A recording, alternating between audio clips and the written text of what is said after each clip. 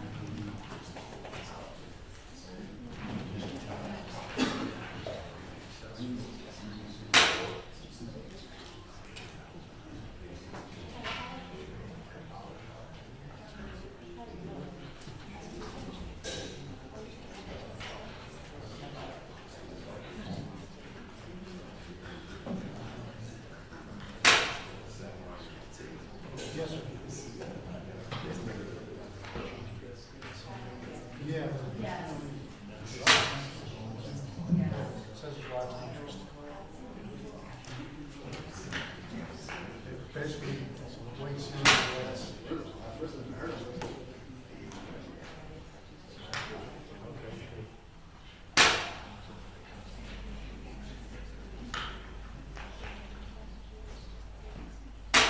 Judge is on the way.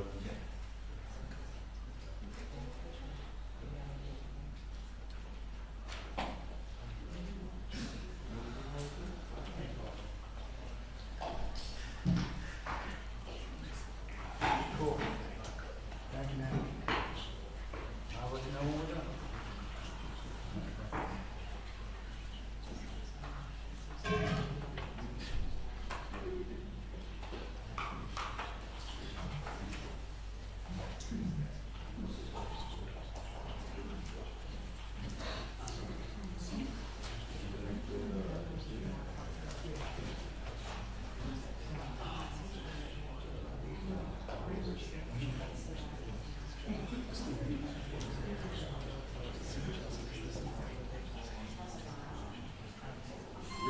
All rise. Court's back in session.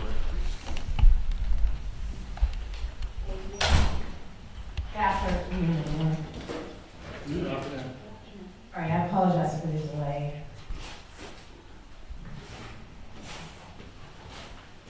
All right. Mr. Robbie? No, I was just gonna put my name on the record if you need this, All right, hold unless you want to hand something. on. No. All right, we're here for hearing a motion on case number 5 on the court's calendar, Shanna Gardner. If the attorneys will please place your appearances on the record. Al Mizrahi, C. Lee Wingard, and Christina Stiffler, the applicant. All right, thank you. Good afternoon, Judge. Jose Baez, Professor Sullivan, and Patrick Caroli on behalf of Ms. Gardner. All right, thank you very much. I apologize again for the delay. And Ms. Gardner is present. Okay.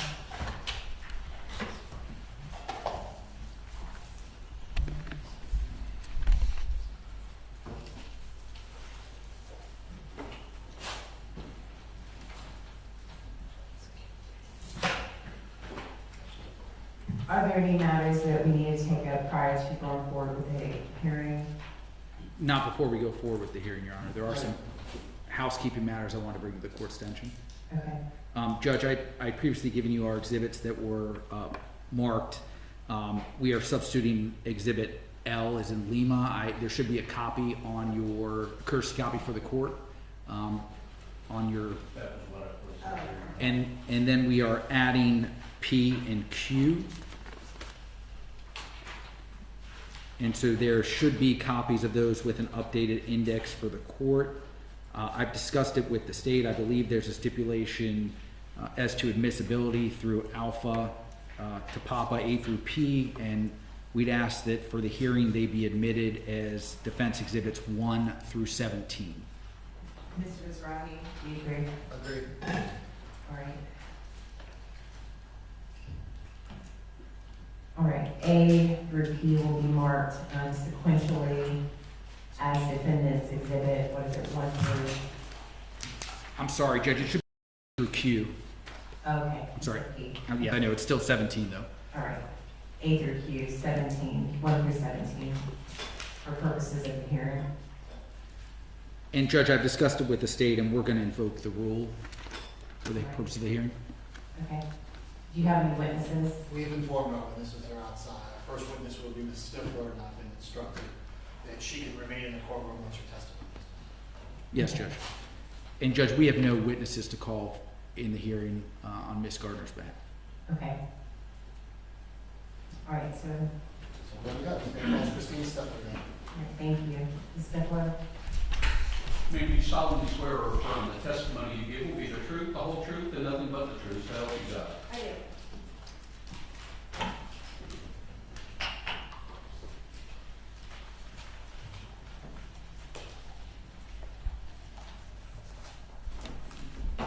Before you begin, give me just 1 minute, okay?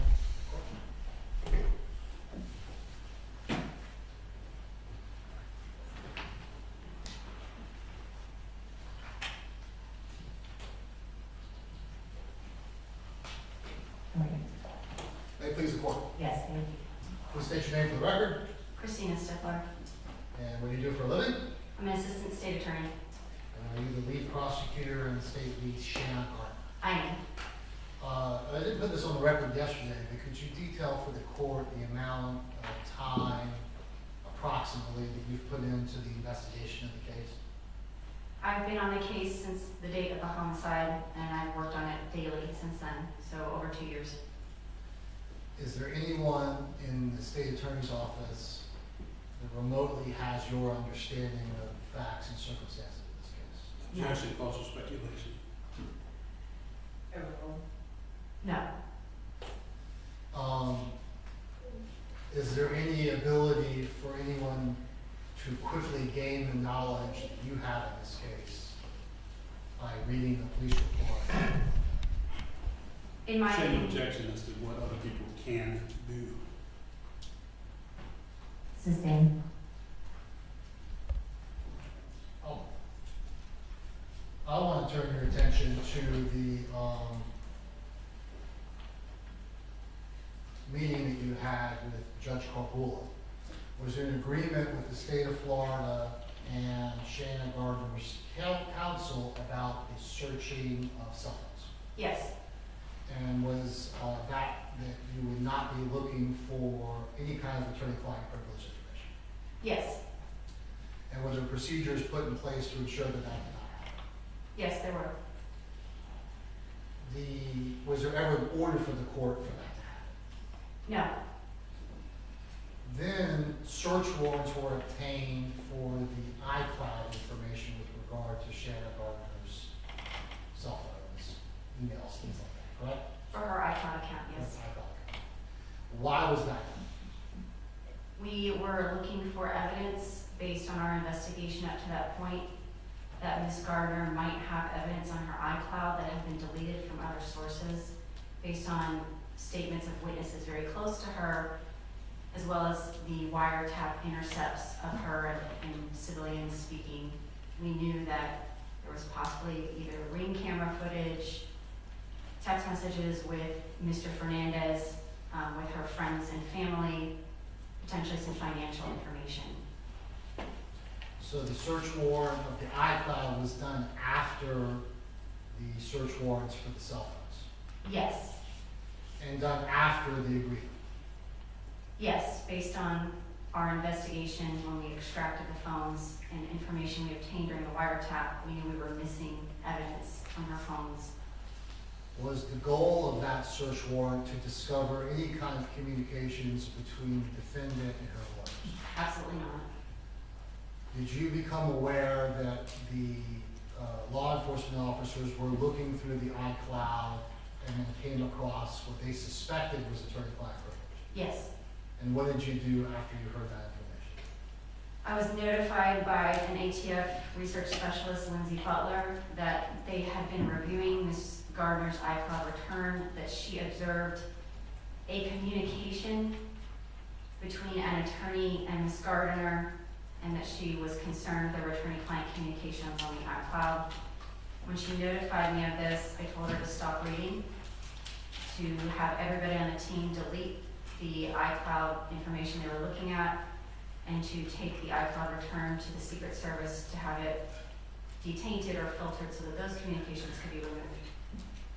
The dates of the search warrant for the iCloud, did those encompass a vast amount of time before this crime occurred? Yes, the search warrant itself was looking for information between 2016 and the arrest of Mario Fernandez in March of 2023. The data that they were specifically looking at the time I was notified was for date ranges between 2016 and August of 2022. Did you personally ever get any kind of attorney-client privileged information in this case? No, And the extent of the attorney-client privileged information that you know is what you've testified to, that there was an agent that looked at something that could have been attorney-client privilege. yes, she just said it was an attorney-client communication. I did not know which attorney, the date, the content. She just notified me. She didn't tell me the contents of what she saw. There's been an allegation that you were somehow part of this team. Did you ever review any information in a substantive manner to determine whether or not it was attorney-client privilege? No, When Agent Nazario called you, or emailed you, I guess, and said he was aware of, he wanted to talk to you about his review, was that about an attorney-client privilege matter? no.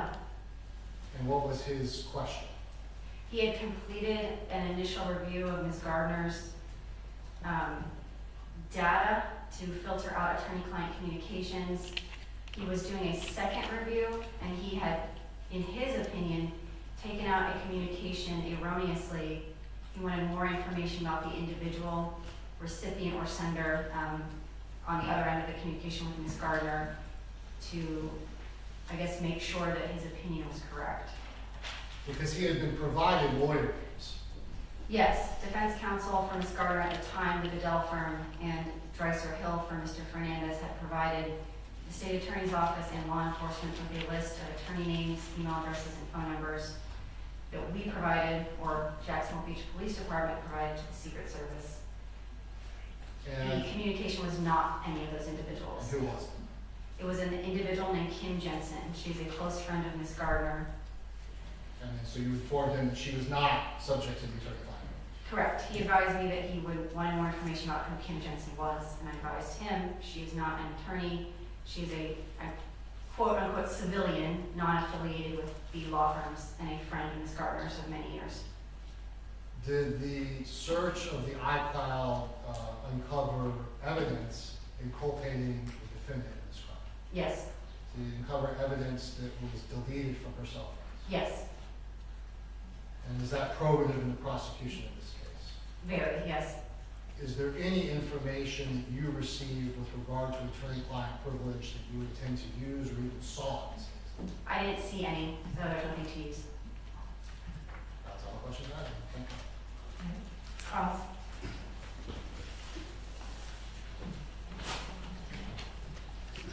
Oh, Mr. Sullivan, you can, Yeah, it's hard to see. yeah, I can't see.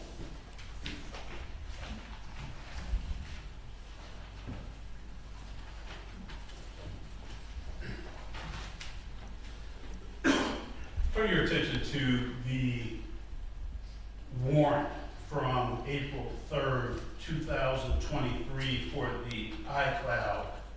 It is true that the warrant did not mention an agreement with respect to attorney-client privileged information, correct? Correct, It is also true that that warrant did not mention the taint team, correct? correct.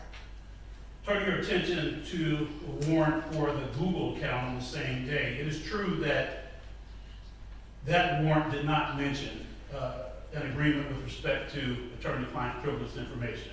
Correct, It is also true that that warrant did not mention a taint team either. correct.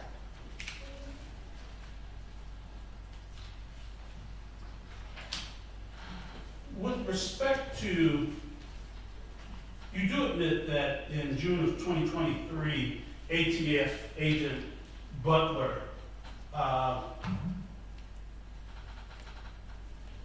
called you about some potentially privileged information. In regards to Ms. Gardner, In regard to Ms. Gardner, I'm sorry. yes. I'm sorry, I'm not sure of the exact date, Okay. but yes, around that time period. You Yes, accept my representation. yes, I do. Very well. So they called you, and you also agree that that conversation ended with you representing that yourself, Mr. Mizrahi, and the chief assistant at the time, Sutton, determined that the documents were not privileged. No, that text message or conversation was in relation to a document we found in June of 2023 in relation to Mr. Fernandez's Google return, not Ms. Gardner's. Okay. My apologies. Same question though. You agree that that conversation ended with you representing that you, along with Mr. Mizrahi and Chief Assistant Hutton, determined that that particular document was not privileged? There are two separate conversations with Ms. Butler. There was a conversation which was the subject of the hearing yesterday regarding Mr. Fernandez's Google return. That was the conversation in which I replied to her with a text message after getting some information about the formatting and lack of attorney names, email addresses, or phone numbers on a document related to Mr. Fernandez. I then texted her that Mr. Mizrahi, now Judge Hutton, and myself had determined it was not privileged and she could view it, and then call me back to get further information. The conversation was... So let's stop there. So that's a yes. You did in that conversation by representing that the document was not privileged. That's a yes. Yes, if you're referring to the conversation regarding Mr. Fernandez's Google return, yes. I just want to make sure it's clear which conversation. Thank you.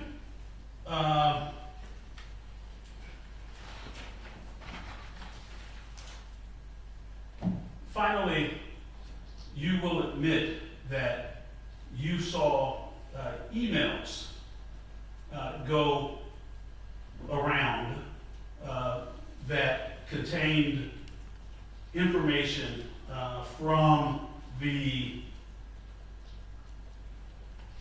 return of the warrant that may have contained attorney-client privilege information. Can you be more specific about which return? Be general at first. From any return, you agree that you have seen emails go around that have information from one of the warrant, any one of the warrant returns. You will agree with that? The only email I received was from Ms. Butler, which was the subject of yesterday's hearing with the confidential conversation and confidential timeline attached. That's the only email I was a part of. And you agree that you did receive those emails? Yes, I received that email. Okay. That's all for now. Thank you. Redirect. No. Thank you. Okay. Amen. Return to counsel. Next statement call, Agent Nazario is outside. Nazario.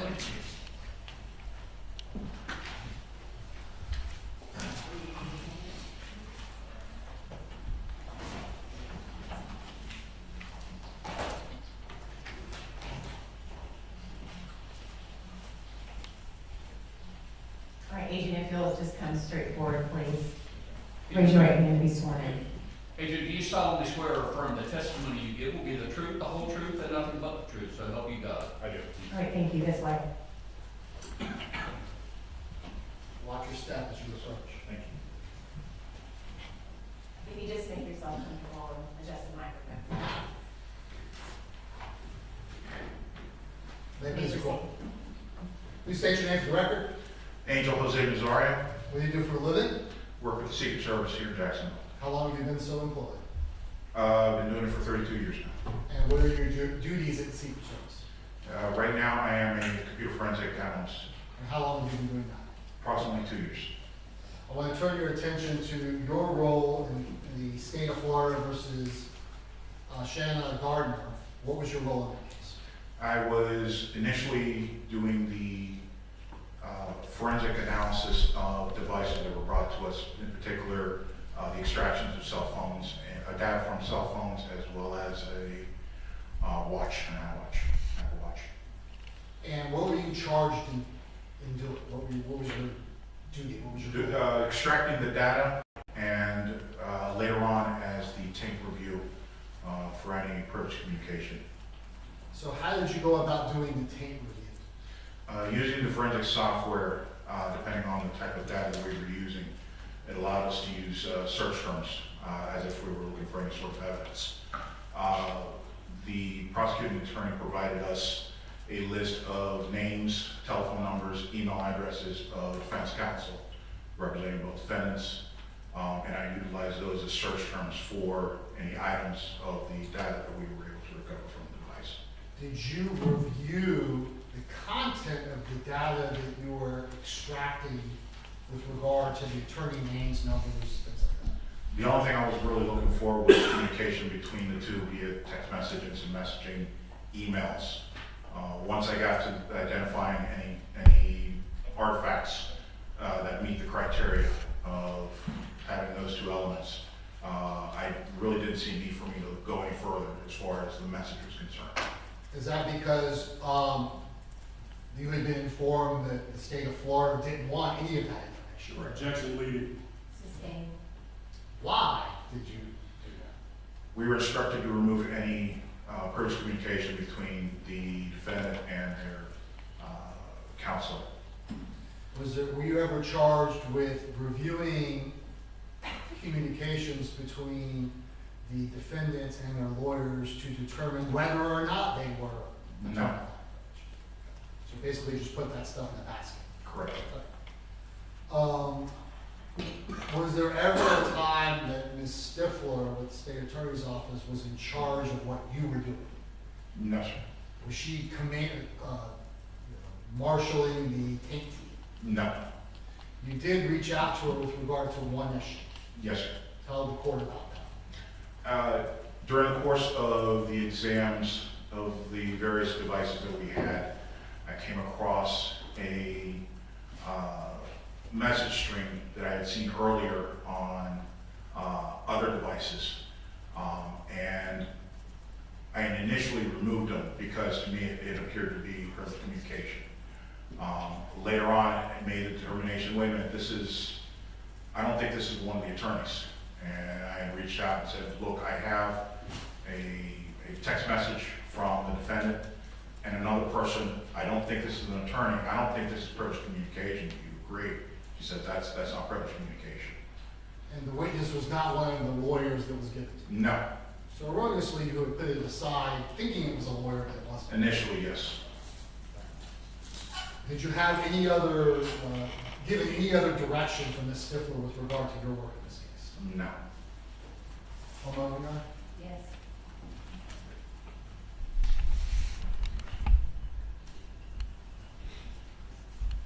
So during your review of these items, how many times did you correspond with Ms. Stiffler?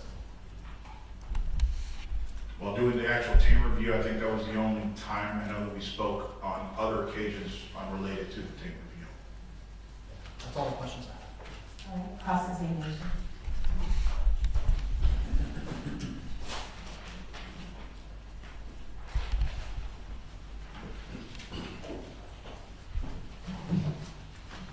Agent, prior to this case, you never received any training on being a taint review agent, have you? Correct. And in fact, the Secret Service did not provide you a manual on how to do this. That's correct. They didn't provide any supplemental training once you were assigned this role. As a team review person? Correct. No, sir. The State Attorney's Office did not provide any training for you. That's correct, sir. They did not provide a manual. That's correct, sir. You told us that you were given names and numbers. Names, emails, numbers of the various attorneys that may have had contact. Okay, and that's fine. I was asked, let me finish my question because we talked over Yes, each sir. other and the person cannot take down the question and the answer at the same time.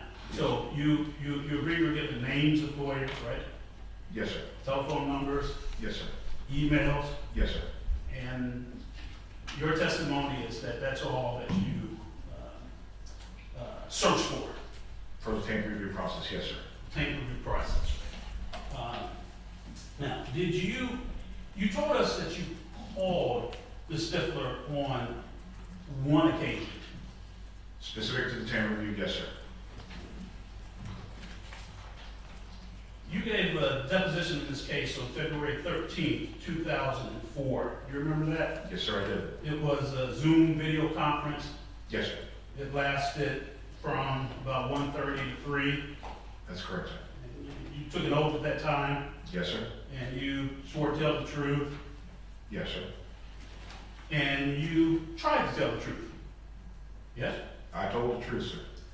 You agree that your memory back in February was at least as good as it is today in April. Yes, sir. About the events of Tank T. Yes, sir.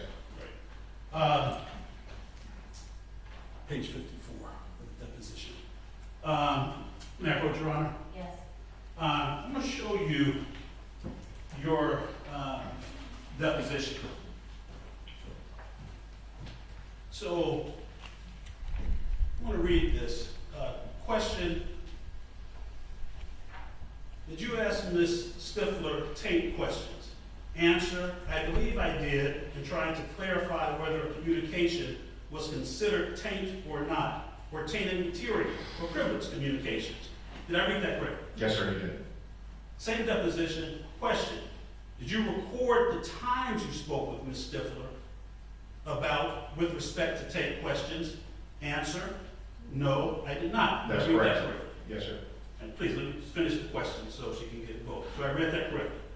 Yes, sir. Continuing. Question: do you have a memory, ballpark, as to how many times you contacted Ms. Stiffler about taint questions?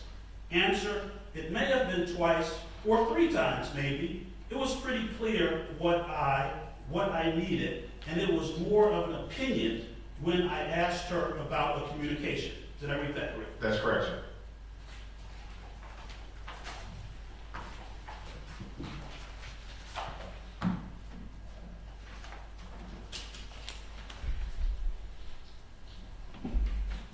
And the last question, just for clarification, I heard you right, did I not, that you worked on the prosecution team as a forensic extractor prior to becoming a tape agent on the same case? Yes, that's correct. No further questions. I mean, redirect.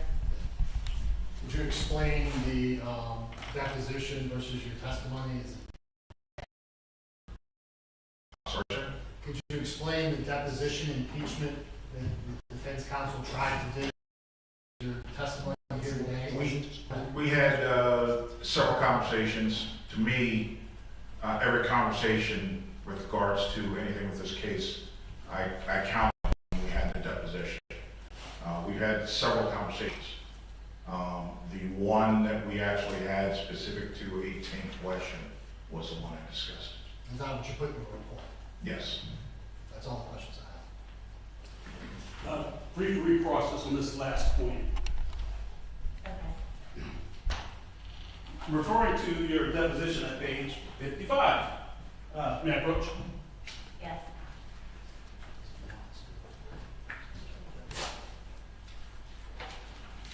First showing you page 54 for context that I asked you about the last time.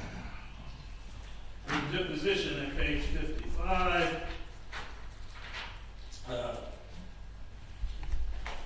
starting at 54, line 24, I'm sorry. Question: and just to, I'm sorry, please continue. Answer: it was, just like I said, 2, maybe 3 times.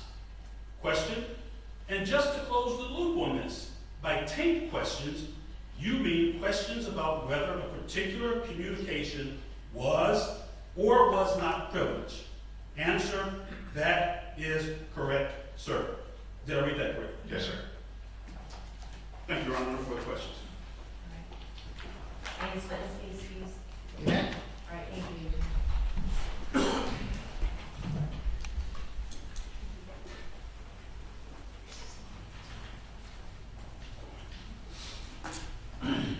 Mr. Nazario? Your Honor, may I have a moment? Yes.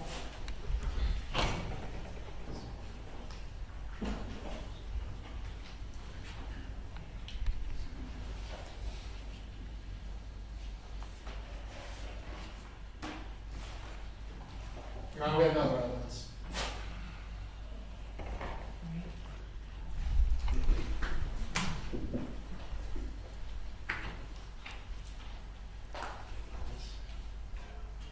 Leave it at that. All right. Sure. Should I go first? Professor Sullivan, yes. Thank you. Does Your Honor have a preference? How's that clear? Has the defense entered everything that you wanted me to consider? I believe so, just to double check. Yes, 1 through 17 is Yes, sir. it.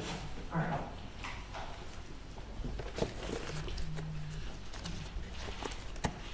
Thank you, Your Honor, and mercifully, I will be brief. I just want to start with a statement of undisputed facts, and for ease of the court, I'm going to point the court to where the court can find these facts that are undisputed.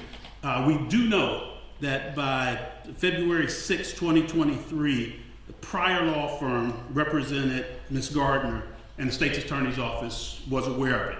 That's an Exhibit 1. It's an undisputed fact. And everything I'm going to say is what I consider to be an undisputed fact, so I won't keep repeating that. On February 6, 2023, ATF executes a federal search warrant on Ms. Gardner's home in Washington State, and they seize numerous Apple devices and at least one Google Android. That's at Exhibit 2. Now, by February 7th, that's the next day, the state's attorney's office was aware that the devices seized may contain attorney-client communications, and they agreed not to look at those devices while the defense sought protective orders. And this is confirmed in Ms. Stiffler's testimony from yesterday. A week or so later, on February 17th, there was a hearing where Ms. Gardner's former law firm makes clear that they had, one, grave concerns about this taint team and their effectiveness, two, the devices containing attorney-client communications, and three, the devices that they may contain marital communications. That's at Exhibit 3. Same day, February 17th, the state and Ms. Gardner, through her attorneys, agreed that any, and I'm quoting, any communications protected by the attorney-client privilege will be removed from the devices by a non-state third party prior to download. And Your Honor will find that at Exhibit 4. February 17th and February 22nd, the state obtained search warrants to conduct forensic extractions of Ms. Gardner's Android phone and the iPhone. Your Honor will find that at Exhibits 5 and 6. On February 27th, there was a meeting between the state's attorney's office, the JBPD, the ATF, and the United States Secret Service, where they discussed the removal of all attorney-client privilege communication from the devices. Detective Johns and Lamont were in attendance. They represent the state of Florida, and that is Exhibits 13 and 7, Your Honor. There was a delay in being able to forensically extract Ms. Gardner's phone, iPhone, because it was a newer model. This information was communicated to the detectives involved in the case shortly after the February 27th meeting. You'll find that in Exhibit 7. On April 3rd, 2023, Detective Johns obtained a search warrant for Ms. Gardner's iCloud. They identified the iCloud account by using her Gmail, email addresses, and her telephone number directly related to the iPhone that they had seized back on February 6th, specifically asking for all iMessages, and the warrant simply does not mention the possibility of attorney-client communications or any reference to the tape agent or any reference to the already agreed upon protocol. No mention. April 3rd, same day, Detective Johns obtained another search warrant for Ms. Gardner's Google account, using the same mechanisms to identify her account. Again, this warrant does not mention the attorney-client communications or any reference to the tape team. With respect to the iCloud account, Ms. Gardner's iCloud account, you can find that at Exhibit 2 and Exhibit 8. No references. And with regard to the Google account, Exhibit 9, no references to taint team or the possibility of attorney-client information. Ms. Stiffler, in fact, assisted Detective Johns in drafting and obtaining these warrants, and Your Honor heard that yesterday in Ms. Stiffler's testimony. Now, by April 26, 23, Detective Johns had received the iCloud return and provided to the ATF, who circulated the iMessages in chronological order. Both Detectives Lamont and Detective Johns are on the email.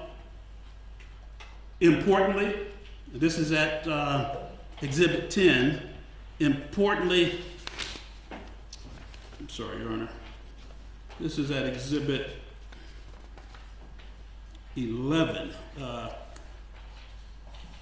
The tape agent is not on this email. So this is information duplicative of what they've gotten already in February. And the tape agent, I know it's referred to as a tape team, but there was no team. The tape agent was not even on the email. ATF agent analyst, Ms. Butler, also received the link and downloaded the entire iCloud return as well. This did not involve Special Agent Nazario. You'll find this at Exhibit 10. So, between April 26th and May 11th, ATF analyst Butler reviewed the iMessages emailed to her. Reviewed them substantively. This is at Exhibit 10. ATF analyst Butler, I don't mean to be just too in the weeds, was part of the prosecution team. Not separate and apart, not a third-party agent, but the prosecution, the state, reviewed the iMessages that were emailed at Exhibit 10. Around May 11th, Ms. Butler, Agent Butler, or Analyst Butler, contacts Ms. Stiffler regarding what she believes to be an attorney-client communication that she reviewed in the iMessages from the iCloud. That's at Exhibit 10. That's when, as Ms. Stiffler testifies, she says, stop, and let's go through the taint agent. So there is recognition that there is a taint agent. There was at the time a taint agent, and these sorts of things should have gone through the taint agent prior to going to a representative of the state. At this point, Your Honor, it's too late. The advocates are already in possession of the information that was supposed to be weeded out by the taint team. Now, this is Exhibit 7. On May 22, Special Agent Nazario reaches out to Ms. Stiffler to ask questions regarding the application of attorney-client privilege. I'm stating, with respect to certain messages found on Ms. Gardner's iPhone, Exhibit 7, Your Honor will find that. Your Honor just heard the exchange. Today, it's one message. In the deposition in February and prior to the state coming to full realization of what the stakes were here, it was 2 or 3 times. And I asked him again, give me a ballpark, 2 or 3, he was sure. And as you heard, and I read it into the record, and the witness verified that I read it correctly, he said, we're talking about the taint messages. Talking about your work as taint agent. And he said, yes, 2 or 3 times.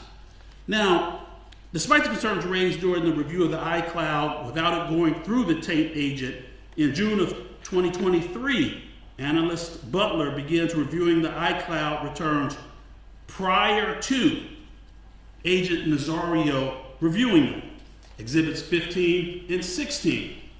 The problem here, Your Honor, again, is representatives of the prosecution team are reviewing material globally before the tank team has had a chance to remove them. The proposition here is straightforward, and it's a proposition that's baked into all the doctrine of this jurisdiction and every other jurisdiction in the United States of America, that you can't be both the referee and the player. You can't be both the advocate and the objective third party. That is the very purpose of a tape team. And regarding the documents found on Ms. Fernandez's phone, Ms. Stiffler, along with Mr. Mazrahi and then Chief Assistant Hutton, determined that the documents are not privileged, even though they were saved under a file called confidential. Now, for reasons that I'll get to, I don't think Your Honor even needs to reserve to figure it out factually whether or not that's an accurate statement.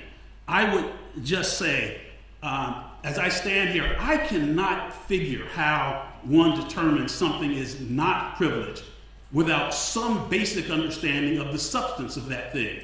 So someone hands me a file and I say, oh, the contents herein are not privileged. Well, I don't know that unless I know something about the contents. I don't do it by divination. It has to be some basic understanding of the content of the thing in order to determine it is not attorney-client privileged. So I think the court can draw a reasonable inference from that. We have asked, and I just want to briefly discuss the law, we have asked, among other things, as the court knows, to disqualify the state's attorney's office completely from this case. For a court to grant this motion, the court has to find that there was either substantial misconduct or actual prejudice. Substantial misconduct or actual prejudice. Now, we wrote a full brief. I know Your Honor read it, so I'm just going to highlight a couple points and not go through the whole brief.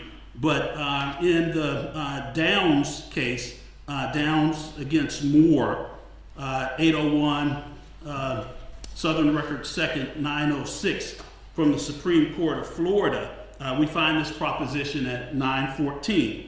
Quote, to disqualify the state's attorney's office, a defendant must show substantial misconduct or actual prejudice. This is written in the disjunctive, not the conjunctive. The disjunctive, substantial misconduct or actual prejudice, one or the other. It's a disjunctive formulation citing to Farina at 679, Southern Report 2nd, 1151, and other cases. So the court goes on to say in Downs that actual prejudice, and I'm quoting, is something more than the mere appearance of impropriety. So on the actual prejudice register, you know that it has to be something more than the appearance of impropriety. By application of simple deductive logic, then substantial misconduct must be a category that in fact includes, quote, the mere appearance of impropriety. And this is true in all federal cases. We've constitutionalized our objection to this by relying on the Sixth Amendment. And here's the reason why. The federal courts in every jurisdiction in America have said that the Sixth Amendment applies when there are forms of egregious or reckless violations, intrusions into the attorney-client privilege. The government has treated this as though the attorney-client privilege is nothing more than a rule of evidence that we can sort of play fast and loose with. That is not true. Doctrinally, both at the state level, doctrinally at the federal level, the courts say that this rises to the level of constitutional infraction, and this is our argument. Now, more doctrinal support. One of the reasons why I said Your Honor doesn't even need to sort of try to resolve the difference between the testimony you heard and the email that you have in an exhibit, or the text message you have in an exhibit that says there is no attorney-client privilege, right? That, again, presumes that someone knows something about the content, that someone is the state, in order to make a determination of the absence of something, right? I can't say, hey, there's no water in this carafe. No water in this carafe, if that's the right word. I can't say that unless I look at it and see, or jingle it or something. I have to have some basis to make a claim about the absence of something, and we are missing that here. Having said that, I point the court to Bogle, and that's at 655 Southern 2nd, 1103, where the court affirms that in Florida, this again is the Florida Supreme Court, that in Florida, and I'm quoting, we have stated that the appearance of impropriety created by certain situations may demand disqualification. We have evaluated such situations on a case-by-case basis. And then the court goes on to give examples of cases in which it has disqualified the state's attorney's office for violation of the attorney-client privilege. Now, here it says that the appearance alone is sufficient. We've cited to some federal cases in the brief. Sullivan is one of them, which I'll talk about a little bit later. But it goes through the history of the relationship of the Sixth Amendment and the attorney-client privilege. And one of the common threads in federal court is that these courts are suspicious, presumptively, of taint teams. Why? A few reasons. One, they're prone to error, even if not intentional. Two, they also are prone to intentional error. Three, they give the appearance of impropriety, and that does a disservice to the public's view of the integrity of the criminal legal system. Why is that? Not my words, the words of the federal court, is it appears to an average, reasonable third-party citizen that the fox is guarding the henhouse. Having said that, the federal courts say we have to be very, very careful when we're using these taint teams, and because of that, state Supreme Courts like Florida say even the appearance, Your Honor, even the appearance of impropriety is a violation that touches and concerns and implicates the Sixth Amendment. So what we do have in evidence that's undisputed is that the taint agent called the very prosecutor working on the case about potentially privileged information. In no universe should that happen. Yesterday at the hearing, my brother at the bar from the state's attorney's office said something to the effect that, oh, this office did everything we could have done. No. Here's what should have happened. Hello? State's Attorney Stiffler, I have a question about something that is potentially privileged. I'm sorry, agent, I cannot talk to you about that. You are the taint team. I can't have this discussion with you. But what we do know is that there was some discussion, and there was even a reply that it's not privileged.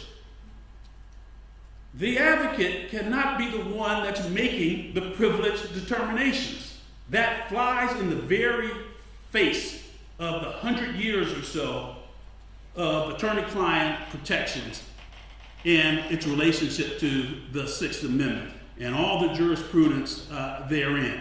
So there is no doctrinal support, I respectfully suggest to Your Honor, none, zero doctrinal support for the proposition that the attorney on the case can do anything with respect to the determination of whether something is privileged. That indeed is the purpose of the team itself. Now, the other point that I want to bring out with the Bogle case, and there are others, that the disclosure of confidential or attorney-client privileged information in and of itself is prejudice. So the court doesn't have to wreck its brain about, well, what did they see, what exactly was in there, how much did they look at.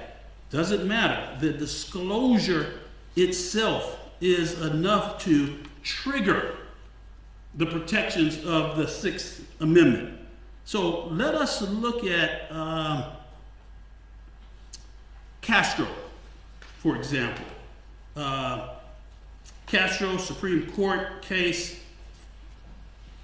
Florida Supreme Court case, 597 Southern 2nd, 259. This is at page 260. And I'm quoting, turning to the present case, we cannot say that the integrity of the judicial process has not been brought into question. A little further down, court says, nonetheless, and I'm quoting, nonetheless, the state argues that disqualification should not be required absent the disclosure of confidential information or other affirmative showing of prejudice. So the state in its briefs admit that disclosure of confidential information is prejudice. Notice how the court phrases it, the disclosure of confidential information or other prejudice. So that's prejudice, or other prejudice is required to be shown. Now, court goes on to say that the rule established by Fitzpatrick prohibiting the disqualification of an attorney from either providing prejudicial information relating to the pending criminal charge or personally assisting in any capacity in the prosecution of the charge. So the court disagrees with the government's admission, at least with respect to what they wanted to the court to conclude, because they said that there was not disclosure. Here we have disclosure. That's not an issue. The government wishes to argue on the margins about how much disclosure, what did we see, what did we not see. It's not what the doctrine says. The doctrine says that disclosure, period, is a problem. So the court, relying on the Fitzpatrick case, says that providing prejudicial information relating to the pending criminal charge or assisting. So just providing can be sufficient.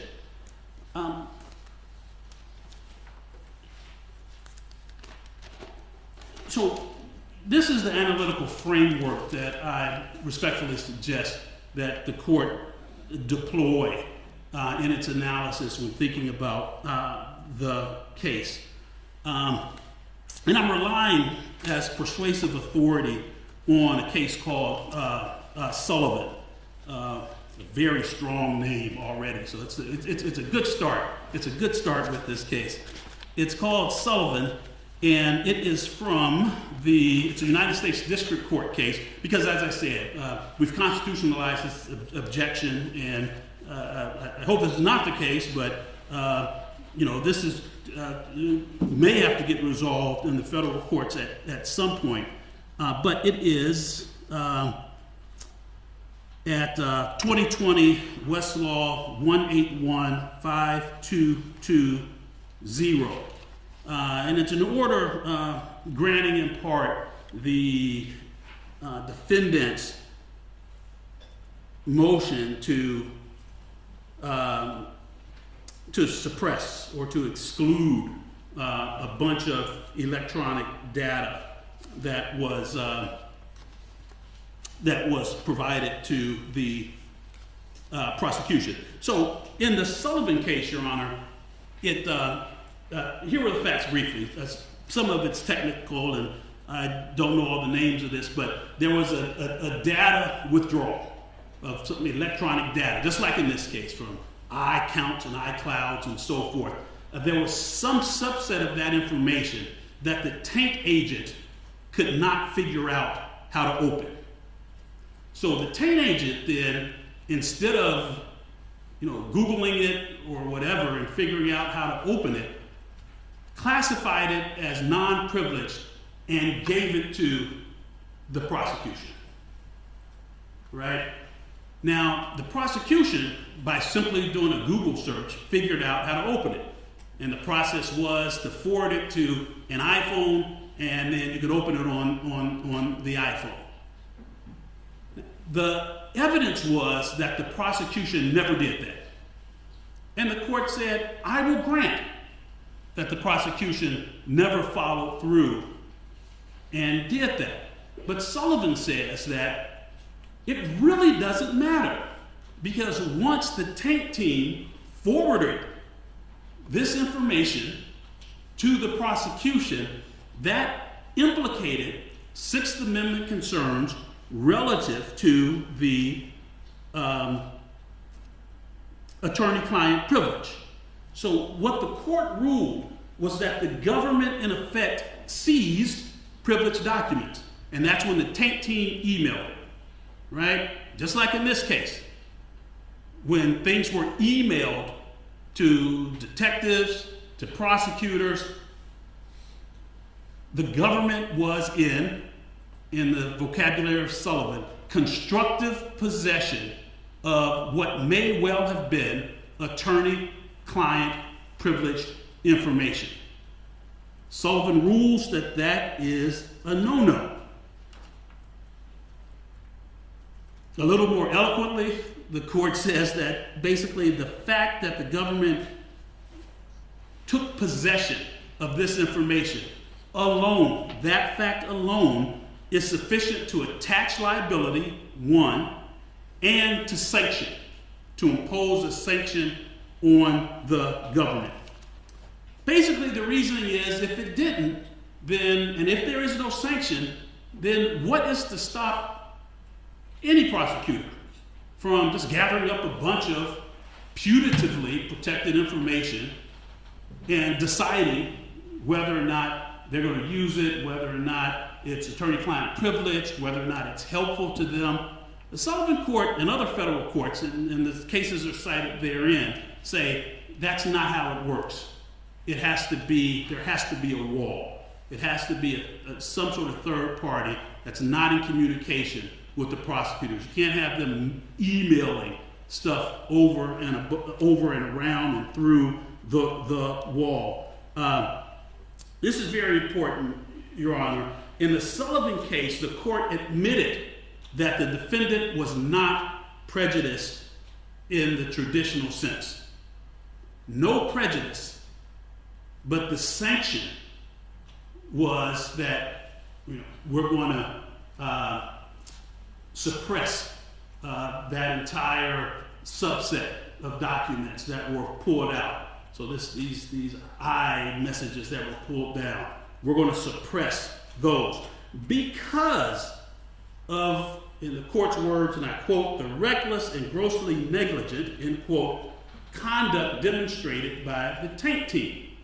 I would argue here we see the same thing, that the tank team, tank person was reckless and negligent by even asking the prosecutor what to do about a putatively protected document or set of documents, 2 or 3 documents as they relate to Ms. Gardner. Now, you know, I feel badly for the agent because the agent had not been trained in this. You can't just throw somebody in and give them a title, say, hey, you're a tank team, and give them some emails and tell them to go. He should have been instructed, schooled, given a manual, something that tank team needs that you can't taint. You cannot taint the prosecutors. But that happened. That's the analysis in Sullivan. And this case is more than Sullivan, so we're asking for a greater remedy because under the cases I cited in Castro and Bogle, there was prejudice in the disclosure itself.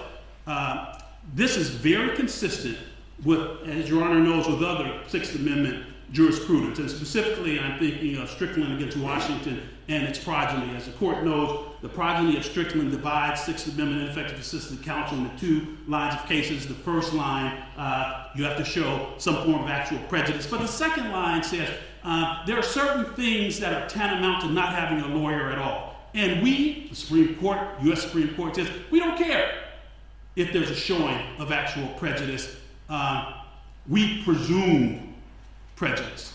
And this is the same analytical framework that Sullivan and other federal courts are working through with respect to the ineffective assistance of counsel, with respect to the attorney-client communication issue. It is the exact same analytical framework that in these certain instances, when attorney-client privileged information is disclosed, that becomes prejudice in and of itself, prejudice per se. So again, quite familiar Sixth Amendment doctrinal moves that go down 2 lines, and I suggest to Your Honor that this is very similar to that. If the court will allow just a very brief indulgence to talk to co-counsel. Yes. Thank you.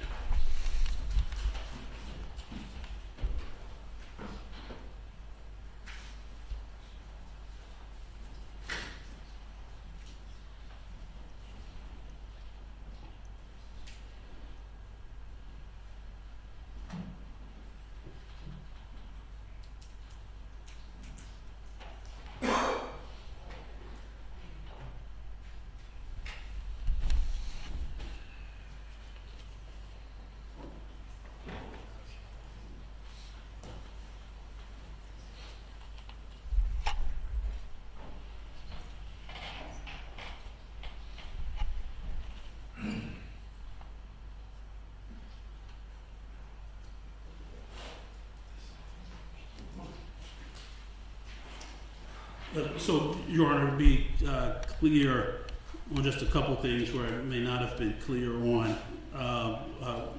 One, as noted in our briefs, the relief we're asking for is the disqualification of the entire office. The suppressing the iCloud messages is an alternative in the alternative argument, but our main argument as described in our brief, and we think it's justified by the cases, is to disqualify the entire office. And second, just to point out that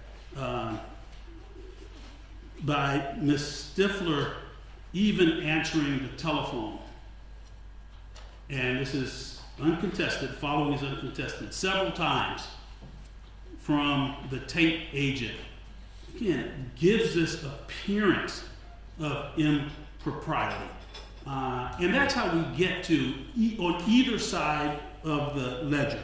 Either it is negligent and reckless on the tape team, get you to disqualification, or willful on the side of the government's office by taking these calls and accepting these calls. I don't believe I've ever talked this much without interruption in any sort of argument, and so if the court has any questions about anything I've said, I certainly would welcome them, and will do my best to be responsive. Yes, sir, I do. You ended your argument, that's where I'm going to begin. You said that this, in discussing Sullivan, you said that this case is so much more. Factually, and what I've been presented, tell me why.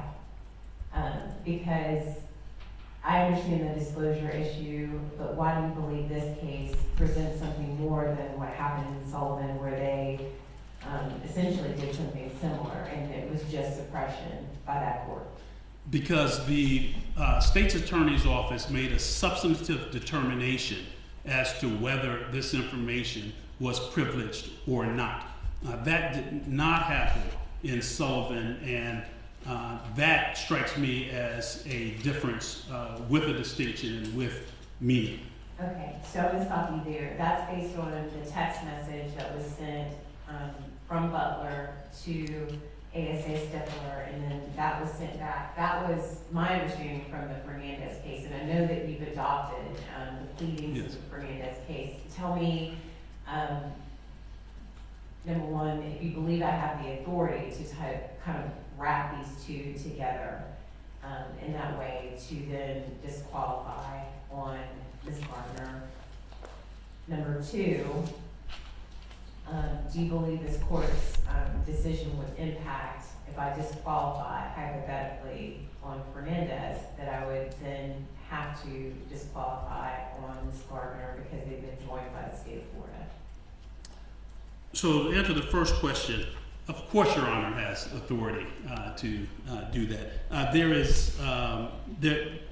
There's nothing in the Florida case law that I've seen that would prohibit Your Honor from exercising the court's authority.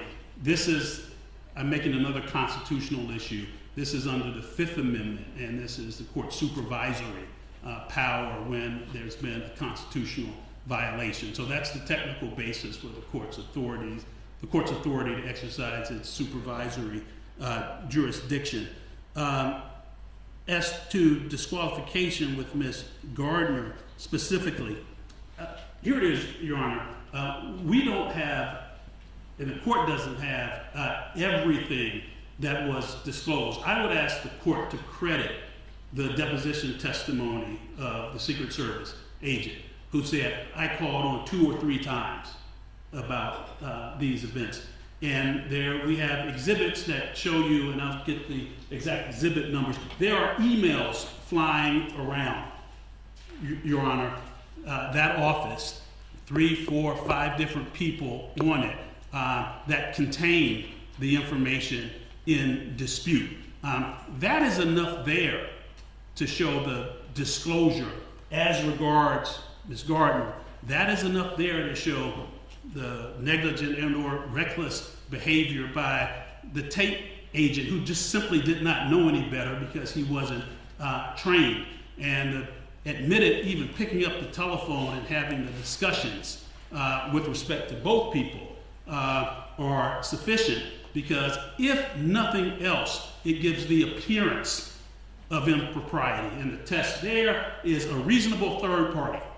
So you take any reasonable third party and say, hey, the guy who's supposed to keep this information away from you is calling you about the information that they're supposed to keep away from you.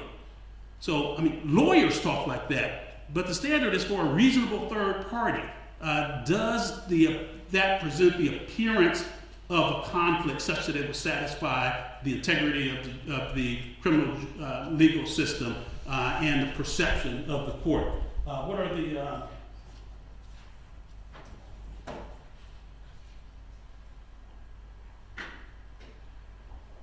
the other argument here is the government may well decide to use evidence in the Fernandez matter against Ms. Gardner, so that applies as well. What are the exhibits of some of those emails? So is that what your answer is to the interaction between the two cases and you're adopting Fernandez's motion? Yes, absolutely.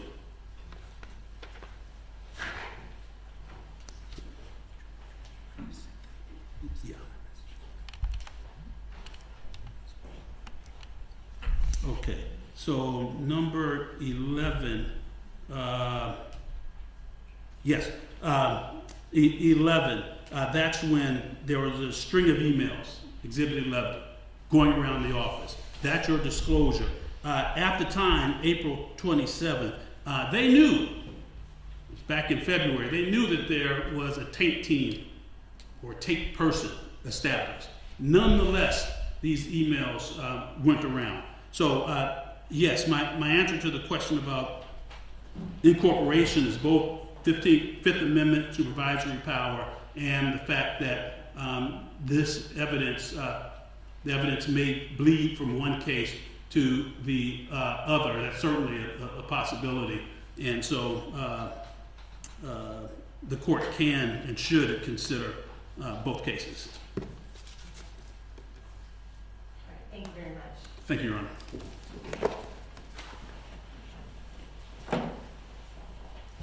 Mr. Nazario? Please, the court. Yes, thank you.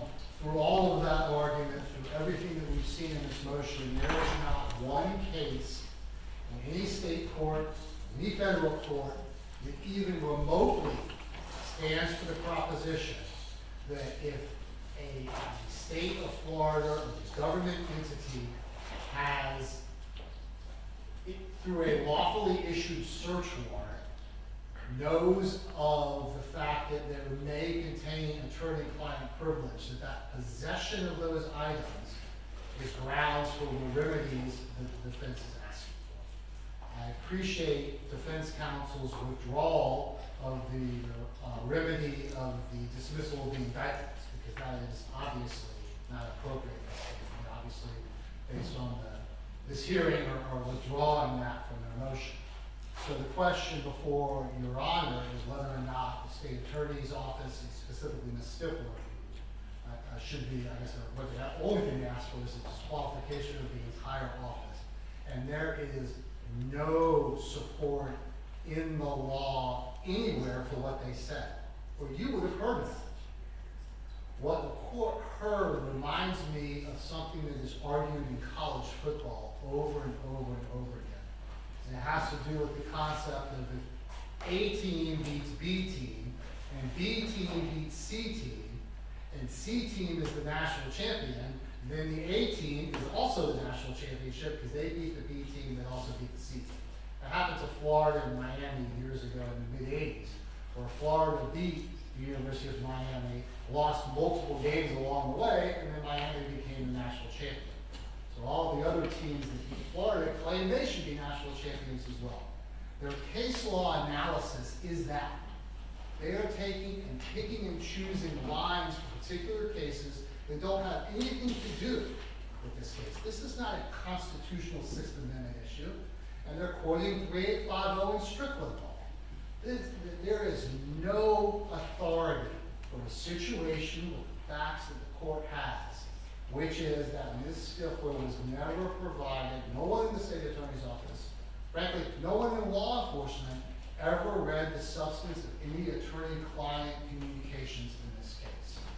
While it is true that download existed in their possession, the court is well aware of a myriad of situations under which the state of Florida or law enforcement is in possession of something that is attorney-client privilege. For example, law enforcement can serve as a search warrant on a person's home looking for particular documents related to a crime. And the seizure of those documents, after the review of the documents, let's say they're looking for a contract kill, and they're looking for the specific contract with regard to the crime. Within a moment, they have probable cause and judicial authority to look. If they were looking through the documents in the home and came across an attorney-client privilege document, that does not disqualify law enforcement because they're armed with the state attorney, because what they would do and what they should do is exactly what we did in this case, which is to remove that document not read its substance, and therefore not violate attorney-client privilege. They have made no showing that their attorney-client privilege was ever violated by anybody in this case. And I guess the argument from defense is that the defense attorneys should be the one conducting the search and review of everything because they know what taint is. There is no way for any human being in the world, whether they've been trained on a manual or not, to know whether an item is taint or not unless you speak to the attorney and the client. What you can do is your best efforts to not read communications that are obviously between the attorney and the client. You know, the only way that we could ensure that was by Ms. Stiffler providing the names of the attorneys, the emails, the numbers to the agent saying, please do not look at these conversations. The only thing that has been uncovered so far is the fact that the tape agent called and said, oh, I thought this person was a lawyer, but I really don't think they're a lawyer. They're not on the list. Am I able to look at this person's? Because and then obviously they're not a lawyer. So how could it be part of our process of removing attorney-client privilege? A couple of corrections as to what defense counsel said with regard to the exhibits. Number 11, when we're talking about emails flying around, the Stiffler is nowhere on those emails. As soon as the state attorney's office became aware that there may be attorney-client privilege within the iCloud return, we immediately began the process of sifting out the attorney-client emails by then sending them to the tape agent again. And remember, Your Honor, the obtaining of those search warrants was done after the agreement with regard to the phones. That's the situation where the law enforcement was aware of the agreement with regard to the phones, but not aware of any agreement with regard to the iCloud, which makes logical sense because, as I pointed out yesterday, we are not serving search warrants on the defendants or their lawyers. We're serving search warrants on third parties that the defendant has acquiesced to have control of. And so once we realize that that third party may contain some attorney-client privilege, we took the steps necessary to not review any substance having to do with it.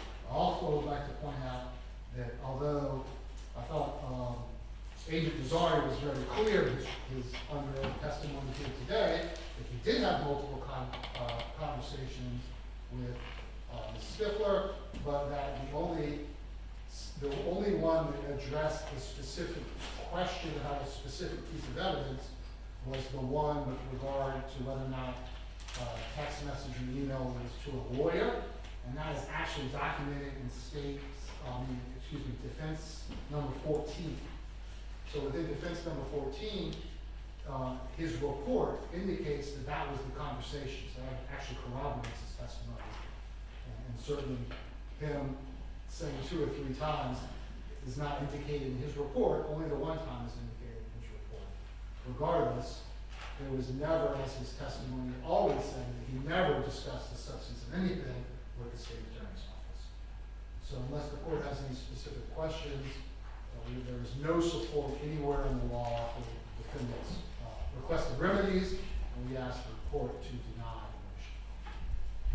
motion. Okay, you seem to be making a distinction between the agreement that was made on the cell phone devices and the iCloud. And the way that I understand it is the iCloud, from Ms. Stiffler's testimony from yesterday, is the iCloud was sought because it potentially contained more information than what the potential would be on the cell phones.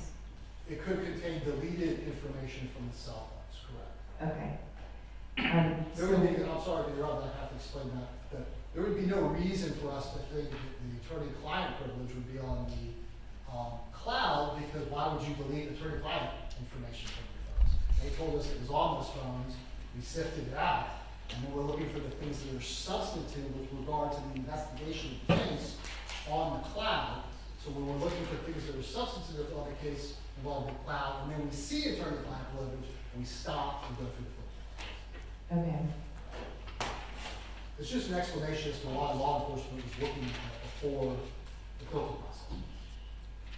That's what I'm trying to understand, because wouldn't the cloud potentially have what's on the phone duplicate, meaning that it might be on the phone, it might be on the cloud, depending on how a person would back up their data from the phone, and then potentially more information that would be contained on the phone. Correct. So why is the state of Florida drawing a distinction in the agreement for the cell phone, knowing that they're in the cloud, it contains duplicate plus more? I'm explaining why law enforcement was looking at it before they went through the page. I'm not making a decision. The state of Florida never wants to look at attorney-client information. We don't want anyone to, but we can get in possession of it, and when we see it, we get rid of it. That's the nature. So I'm not saying that the agreement that we made, Your Honor, is that we're not going to be looking at attorney-client privilege information, and we continue to do that. So I don't see that. That's what I'm trying to understand, that if that was what the explanation was, is why that is law enforcement would go through it initially. And I'm specifically trying to address the defense allegation against the state that there's misconduct. So if the cloud potentially had duplicate plus more, why wouldn't that go even more so over to the taint as opposed to going to law enforcement? Well, I think in hindsight, it should have gone there from the beginning. I'm going to provide an explanation to our intent as to why it did not. Okay. The misconduct in this case would be us, every single case that exists is the state or the government going and getting this stuff intentionally. And that is not the case, and the evidence supports that. As soon as we became aware of any attorney-client privilege, we stopped it. The law enforcement, as you've heard from the testimony, the second the state attorney's office got wind that the Google return that contained attorney-client information, we shut it down and sent it to the tech page. Law enforcement was going through it thinking that the phone agreement existed, and then when they said, oh, we have attorney-client in this, they let us know to their. Okay. And no one else saw anything other than one agent that said, hey, I think that's just attorney-client. All right, and I asked Professor Sullivan, I'm going to ask you, same question. What do you see the interaction between, obviously, Ms. Gardner has adopted Fernandez.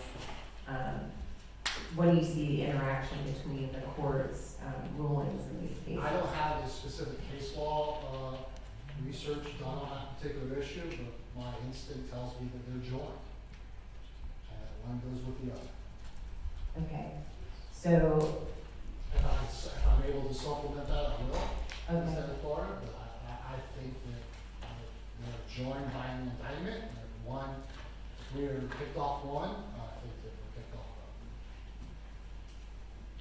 both. Does that impact at all the argument that you've given me thus far related to what happened in Ms. Gardner's case in light of what happened in Mr. Fernandez's case? I don't understand the question. All right, so in Fernandez, the issue is different. There are two documents that were sent over. One where the state concedes that you saw / viewed it and believe it to be evidence. The other one, it was sent, however, not reviewed is the way I understand the evidence. I guess the evidence, the one that was sent and not reviewed, we were made aware generally of the contents, Okay, but we did not review it. and so my question is, if the state's position, if you follow your gut in saying that these two defendants are joined, does that impact at all the arguments that you've made in the Gardner case related to that there's no support for disqualification as Gardner's? If they're joined together and the cases are potentially impacting one another, that is, the state of Florida intends to try them together, does that impact your argument related to anything that you've argued thus far? Obviously, the state has argued that we should not be disqualified from Mr. Fernandez's case, so all those arguments still remain in place. And I would make all those arguments again. Obviously, there's less, in the state's opinion, there's less, I don't even call it taint, because I don't think the state has done anything improper. But there is, obviously, Ms. Gardner has less of an argument instance, and her attorney-client privilege, according to the lawyers, was never pierced, and they admitted that. So, that's all I can say about that. I don't know about the answer as if the court finds as to Fernandez, is that automatically, even if there is no attorney-client privilege, violation of Gardner, because they admit it. We may have not had any of this information, and because they're joined, I don't see how one attorney's office can handle one case, and the other attorney's office can handle the other case, not for legal or attorney-client privilege reasons, but for logistical reasons. I don't think it makes any sense. Logistically, to have two different attorneys handling the same case. So obviously, there's a significant amount of evidence shared between the two. So, I mean, I think for practical purposes, that makes sense. If we're not for legal.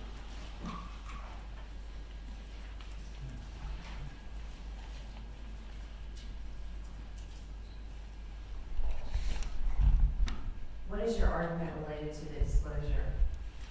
There was no disclosure. I'm not sure, yesterday we had a huge discussion about what the word confidential means. I don't understand what the word disclosure means. I read it as possession. The law enforcement had possession of attorney-client information. There was no disclosure of attorney-client information. So I think there is no disclosure in Ms. Gardner's case whatsoever.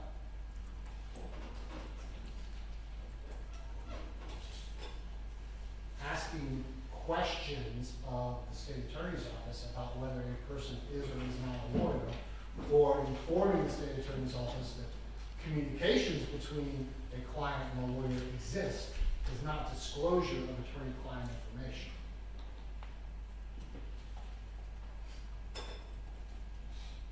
We know that they have attorneys, that's what we were searching for, to eliminate that information.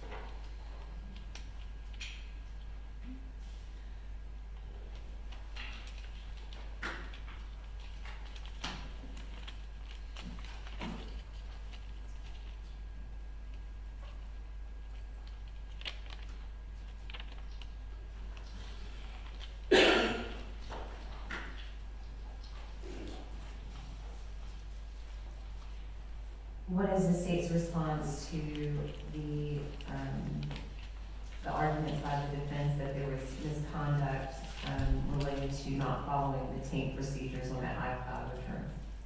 Well, remember, the agreement was with regard to the funds. Of course, the state of Florida is always interested in not looking at attorney-client privilege. And so, once we were made aware that there was attorney-client privilege within the cloud, we did those procedures. Should we have done those procedures from the very beginning? Sure. That would have been wonderful. But misconduct means we're trying to do something that we're not entitled to. We're trying to gain an advantage. We're trying to do something nefarious in order to discover something. And the only reason why we got the iCloud was because the phones didn't contain information that should have been there. And so we got the cloud, and then we're like, oh gosh, it's going to back up some attorney-client stuff on the cloud. Well, we better go through that. So, I mean, this is, misconduct where it is not a realizing that we should have done something earlier than we did. That's not misconduct. Because it would be misconduct if the state of Florida continued to look through those things and said, well, there was no agreement as to the iCloud, so we're going to look through all these things. That would be misconduct. We didn't do that. All right. What about the tape agent calling Stiffler and her giving him advice? Oh, that's not misconduct in any way, shape, or form. He's asking if a person's a lawyer. You have to understand the context. All these cases, everything they're citing are situations where you're serving search warrants on accountants' offices, security exchange, stock deals that are fraudulent, and you're serving subpoenas and warrants onto lawyers and going through their law stuff. And that concept of a pin agent is someone that's actually going through the particular item or document or voice call to say, is this attorney-client privilege? In this particular case, we didn't look through any of this stuff. It was, if it's addressed to a lawyer, because mind you, many of those things, I know the court has seen it, are going to be scheduled, are going to be things that would not be considered attorney-client privilege, but the state of Florida had no interest in any of that stuff. We weren't looking through any communications between a lawyer to determine whether or not it was confidential or not, whether or not it was privileged or not. We were looking to dump all of that stuff into a separate basket so we wouldn't look through it. And calling and saying, hey, is this person a lawyer, is not asking us to review whether something is privileged. Why did you ask me to do it then? Why, the defense asked you to do it. Why ask you to look at it? Yes, you wanted me to look at the substance of these to argue prejudice, so I'm asking you, if that was the state's position, why did you ask this court to do that? If the state was not going to argue that these things were not prejudicial? I don't know if they're prejudicial or not. Here's the argument is twofold. One, if the argument, this is more with regard to Mr. Fernandez than it is to Ms. Gardner. He said they've adopted the motion. So if the possession of, because that's what we're talking about, if the possession of attorney-client privileged information was, the nature of that attorney-client information was innocuous, was scheduling matter, was not maybe even attorney-client privilege, we don't know. The court can make those findings and say, even if the state should not have uploaded to Nextel the attorney-client privileged information, the fact that it was up there and the court has independently reviewed and finds that that does not prejudice the defendants in any way because it's scheduling matters. It's attorney retention matters. And then the court can make a finding, not only was the state not improper because we didn't read any of the stuff, but even their possession of it would show that it doesn't impugn the integrity of the criminal justice system. Is that the finding you're asking me to make? I'm asking you to make, yes, both. Okay. I'm asking the court to say, one, we have committed no violation because possession is not a violation. And two, the state wholeheartedly agrees we should not have uploaded this to Mexico. That was an error. So that was a mistake that we made in uploading attorney-client privilege to the attorneys in the case. I mean, we thought, and obviously the court is aware that we didn't review any of those things. So we should not have uploaded it, but if, I would submit there's a huge distinction between if we would have uploaded fee agreements and scheduling matters versus if we would have uploaded a written confession by the defendants to their lawyers made in the concept of attorney-client privilege. There's a difference in those two things, even if we didn't see it. I think there's a distinction. I think the court can make both rulings. I don't know, because I haven't seen what's contained there. I'm just basing it on the representations from defense counsel that they said there's not anything that important. Who said that? So the lawyers have told me that multiple times. Who? Mr. Carodi, Mr. Gill, and Mr. Dreiser. They're like, yeah, most of that stuff's all, fee agreement or schedule matter. Okay.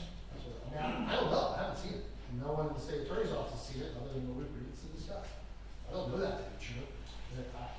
Maybe they're just saying that to me to make me not worry about it, I don't know. Okay. That's all I have. Thank you. Thank you. I want to say one thing. Because I think, this is something that occurred to me yesterday with Mr. Dreiser's argument. And it has to do with the fact that what they're asking for is just to remove the state attorney's office. And that's not a big deal, because there's lots of state attorneys, and lots of lawyers that can come in. Well, the people of Jacksonville Beach in Duval County, Florida, have elected Melissa Nelson as their duly elected state attorney. They want Melissa Nelson to prosecute this case. And Melissa Nelson has deemed that the lawyers that she's assigned to the case that you've already heard about are the ones that are going to be prosecuting that. And that it is a huge deal to remove the duly elected state attorney from prosecuting the case because of what you have heard in this case. That's a huge leap. And I just want to make that clear. All right. Thank you.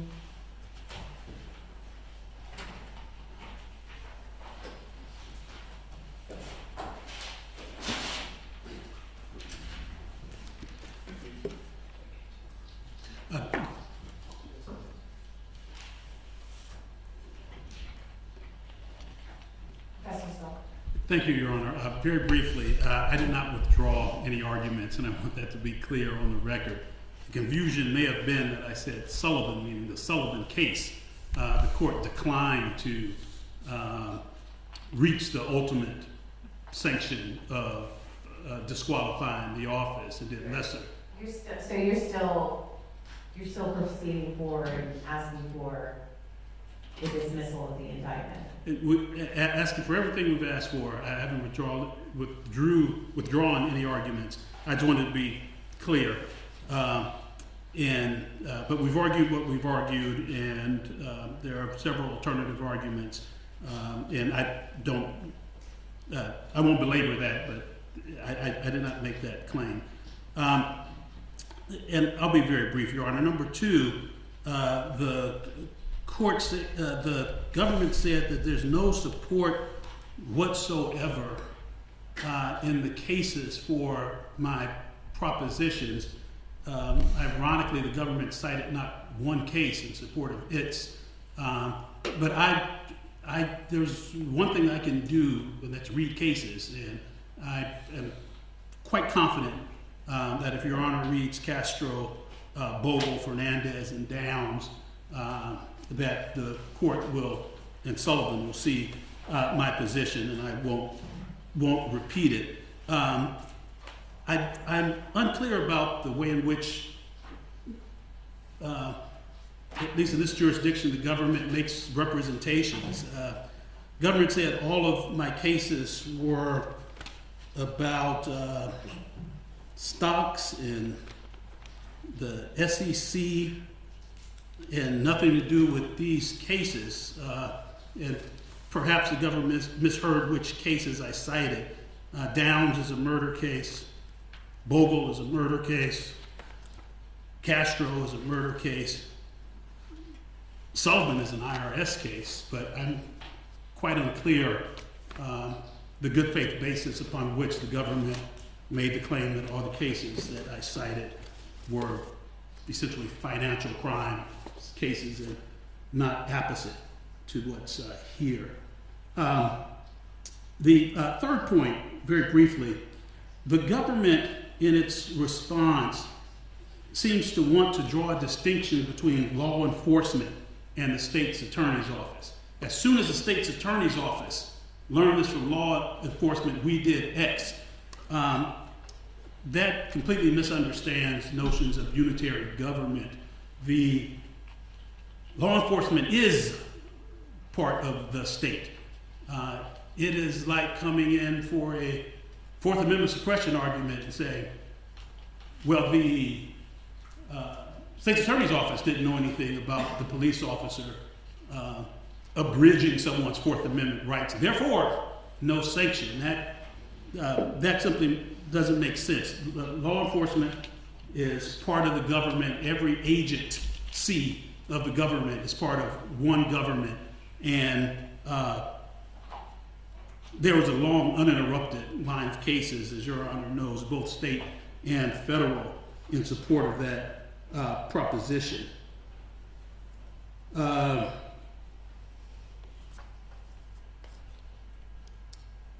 The government says that in response to your questions about the iCloud, which I think were correct, when you pull things from the cloud, they include all the things on your phone and maybe other things.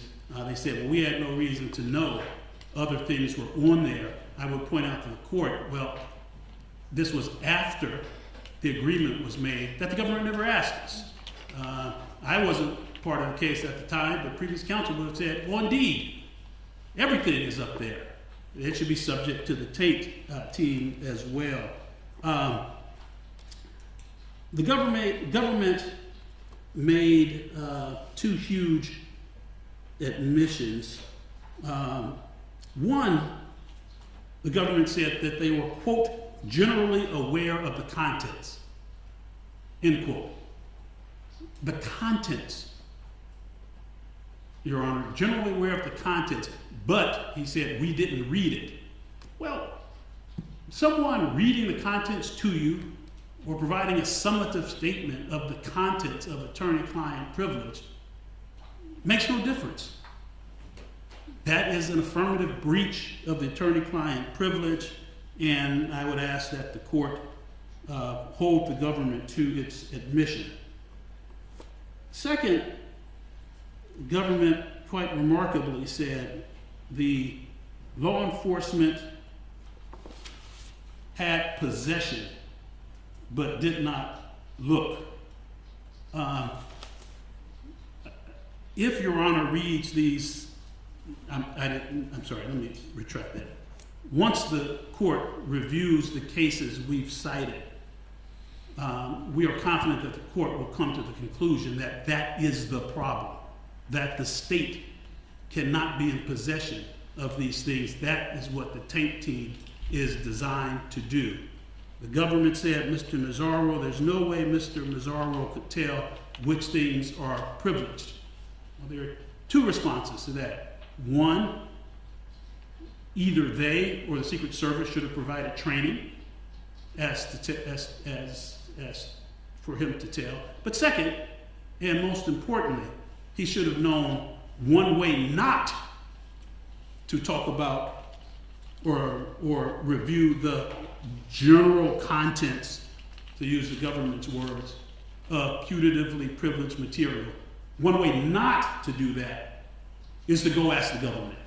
And that just, so you will also see in the cases I cited, Your Honor, that the federal courts, and see Sullivan, this is why federal courts say, and some jurisdictions won't even allow, I did not look at this circuit, non-lawyers to be the decider on the Tate team. And that's for good reason.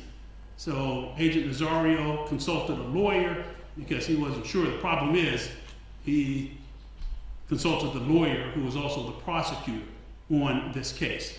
Now, the government, I think, misconstrues the argument on misconduct and use words like nefarious, etc. The conduct is willful, or the standard is willful, and to the extent the government acted willfully, that's enough. We don't need to bite off more than we can chew. I've got ideas about that behavior, but willful is enough and can get us to our conclusion. And, Your Honor, the penultimate point here, in the government's attempt to somehow suggest that there's a difference between law enforcement and the state's attorney's office, in addition to that being antagonistic to a long and unbroken line of doctrine and antagonistic to any competent theory of the unitary government, if we just go to the agreement itself, and I think it's at exhibit number 4, footnote 4. In this agreement, and I'm quoting from the agreement, the state has agreed that any communication protected by the attorney-client privilege will be removed from the devices by a non-state third party prior to downloading. Here's the line I want Your Honor to pay particular attention to.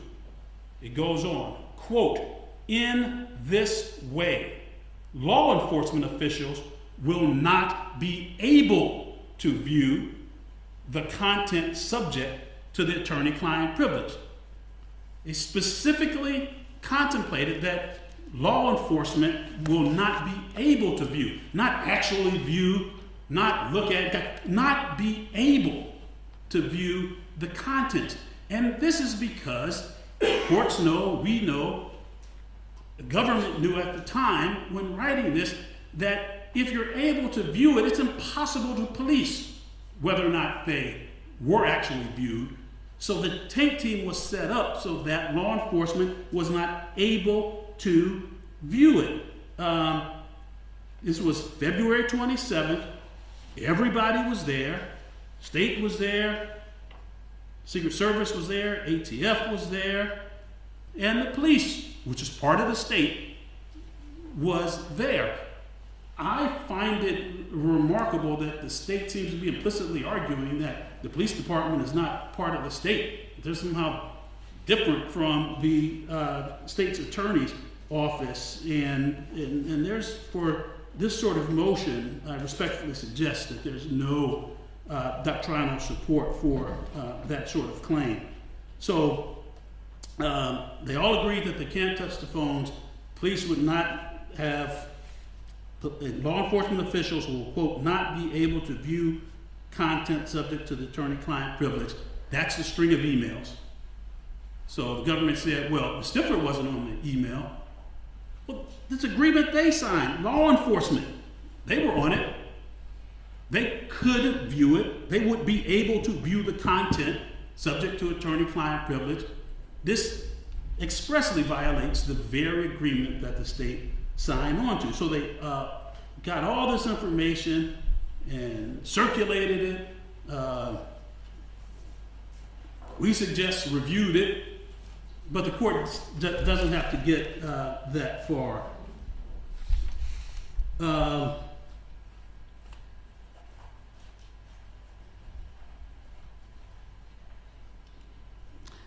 In part of the theory that we put forward is that the state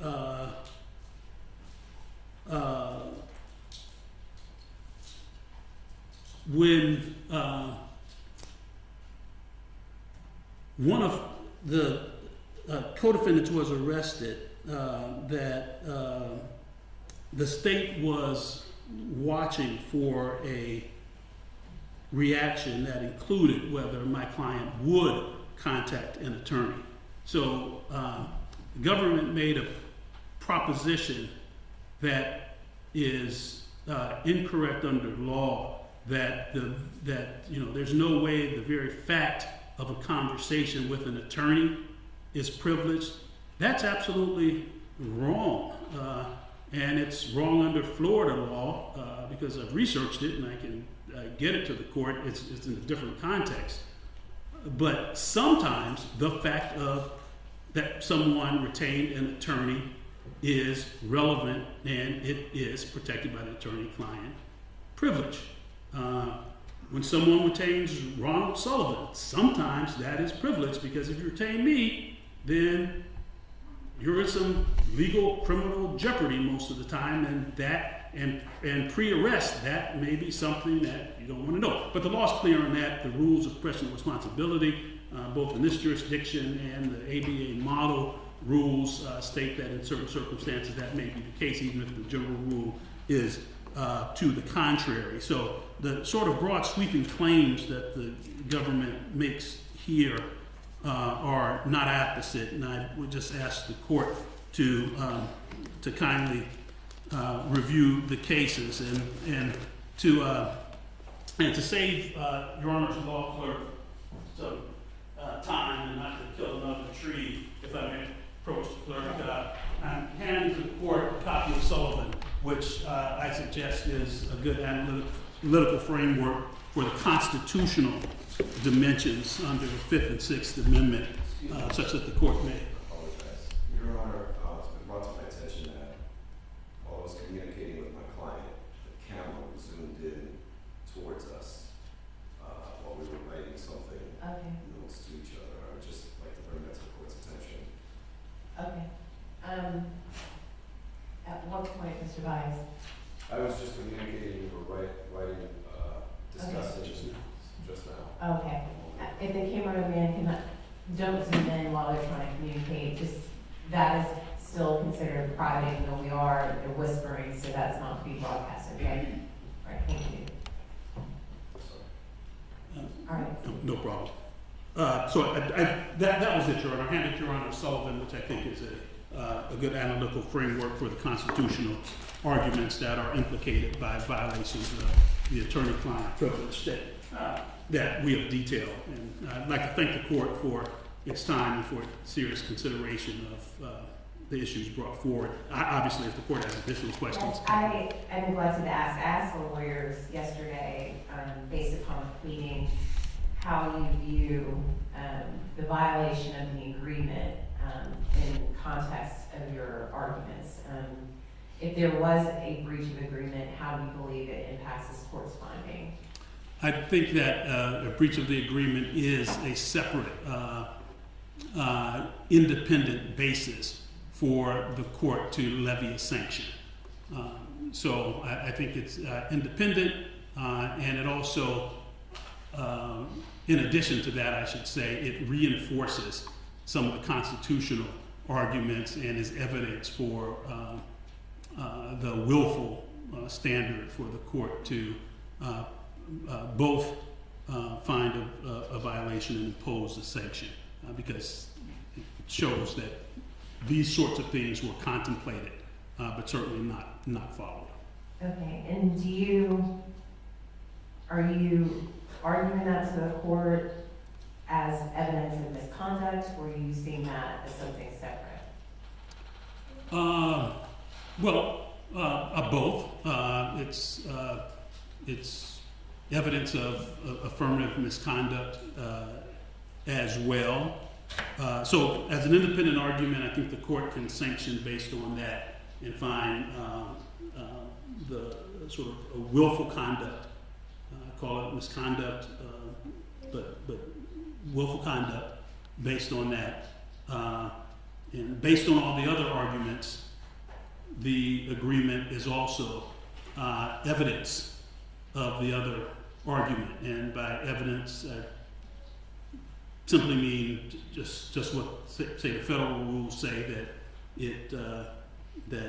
it is information that tends to shift the probabilities even slightly in our favor of some material issue in the case. So it can be used in both ways, if I'm understanding the court's question correctly. Do you agree factually that the agreement only covered cell phones?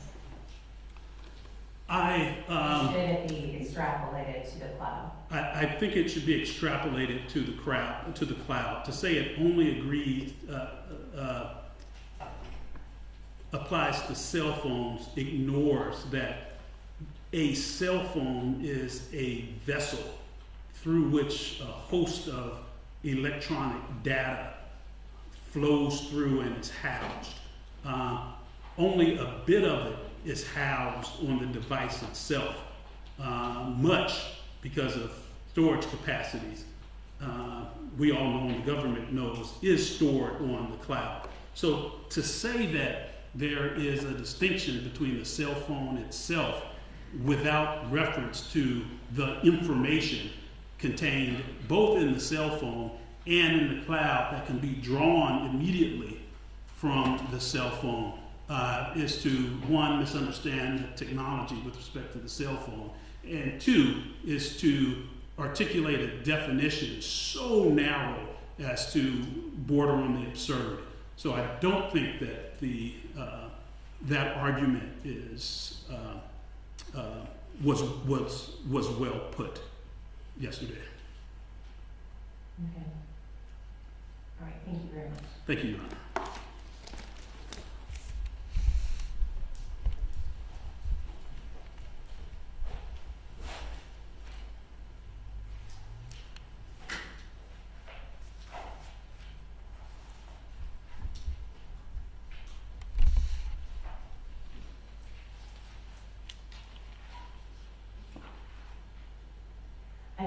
2nd as the date.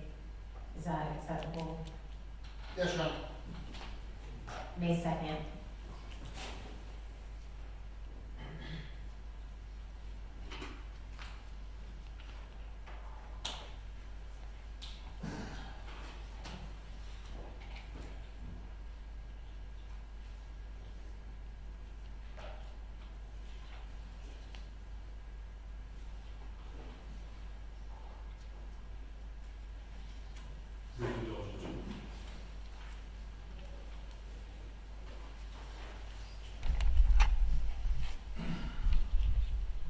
I believe that works.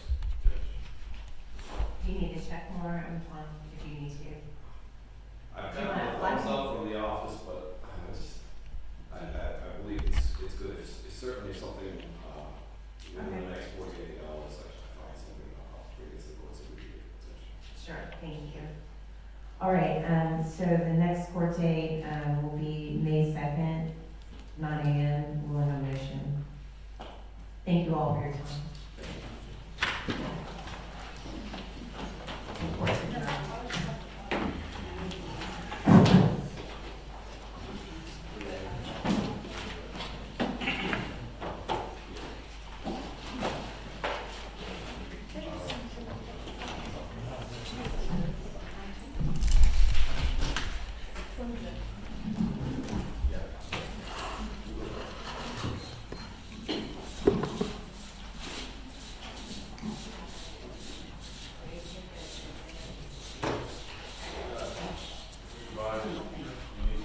Yes, yes.